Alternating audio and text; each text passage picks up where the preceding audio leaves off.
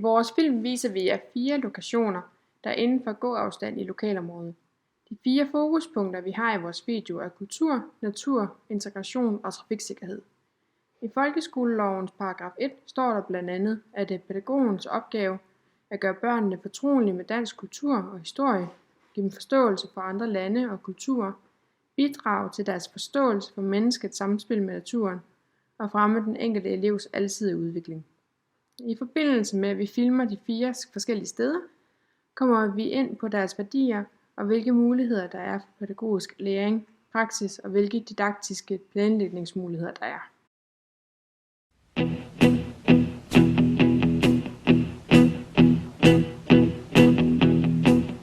When I wake up, well I know I'm gonna be the man who wakes up next to you. When I go out, yeah I know I'm gonna be. Første lokation er Østerådalen. Børnene skal lære at have respekt, betænksomhed og kærlighed til udelivet.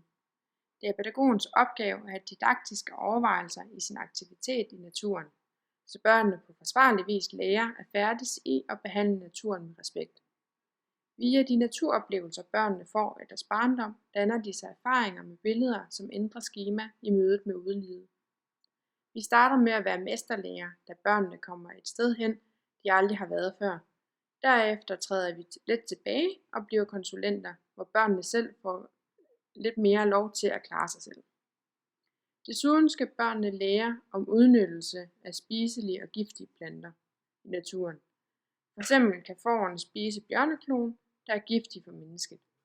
I'm gonna be the man who goes along with you. If I get drunk, well I know I'm gonna be the man who gets drunk next to you. And if I heaver, yeah I know I'm gonna be the man who's heavering to you.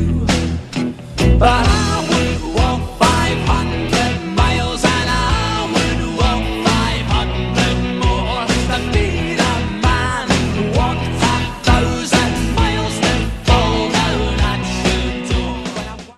Seminarieskolen inddrager læring om færdsel i trafikken i deres daglige gøremål. Et eksempel på dette er, når dussen skal besøge fristedet.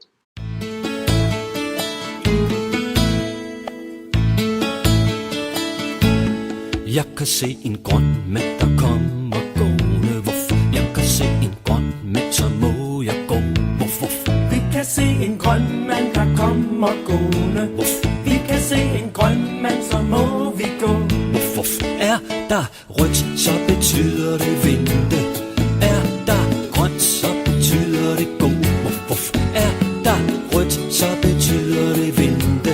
Selvom nogen spørger, hvad vi venter på. Jeg kan se en rød mand, der står og venter. Hvorfor? Jeg kan se en rød mand, så venter jeg. Hvorfor? Vi kan se en rød mand, der står og venter. Hvorfor? Vi kan se en rød mand, så venter vi. Hvorfor? Er der rødt, så betyder det vente. Er der grønt, så betyder det gå. Hvorfor? Er der rødt, så betyder det vente. Selvom nogen spørger, hvad vi venter på. Her er der fokus på at orientere sig og tage ansvar for hinanden i trafikken. Desuden skal børnene lære at krydse vejen ved en lyskurve.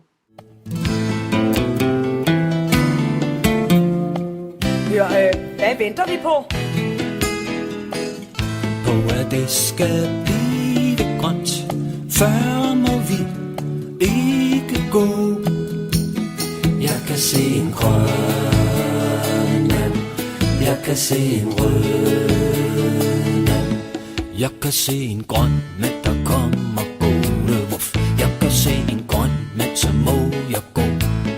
Vi kan se en grøn mand, der kommer gående.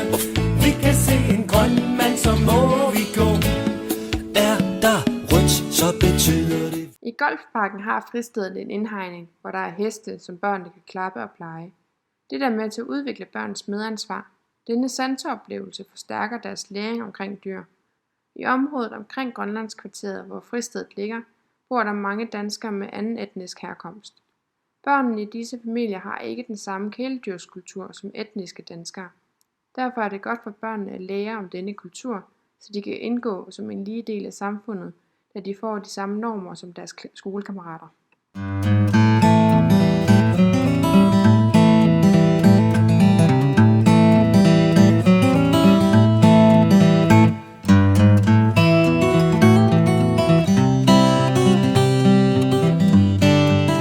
Denne afdeling af fristedet hedder Farmen.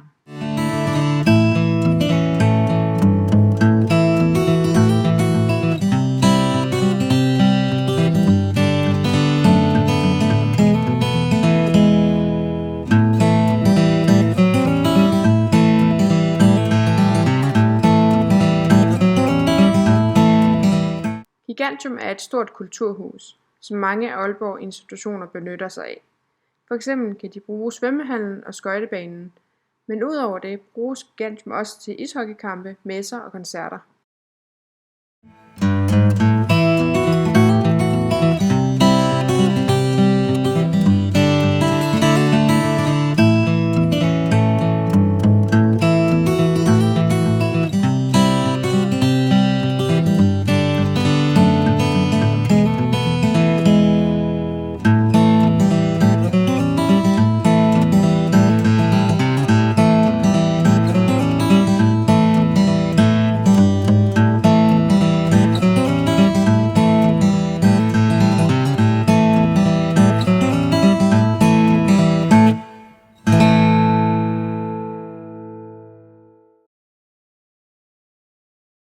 Campus CME er en samling af videregående og voksenuddannelser som pædagog- og læreruddannelsen samt en del kurser. Campus består af 6 bygninger, samt en sportshal og et udeområde. Campus har en fælles kantine med meget varieret og sund mad. Der er et bibliotek med bøger til alle uddannelserne, faglitteratur såvel som skønlitteratur. På campus er der plads til fordybelse i grupperum.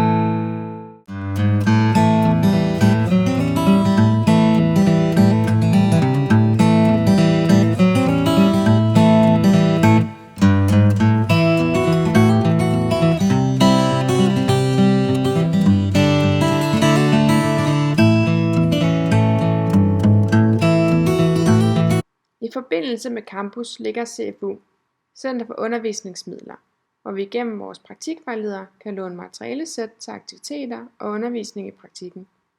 Et eksempel herpå er et trafiksikkerhedssæt indeholdende bøger om trafiksikkerhed,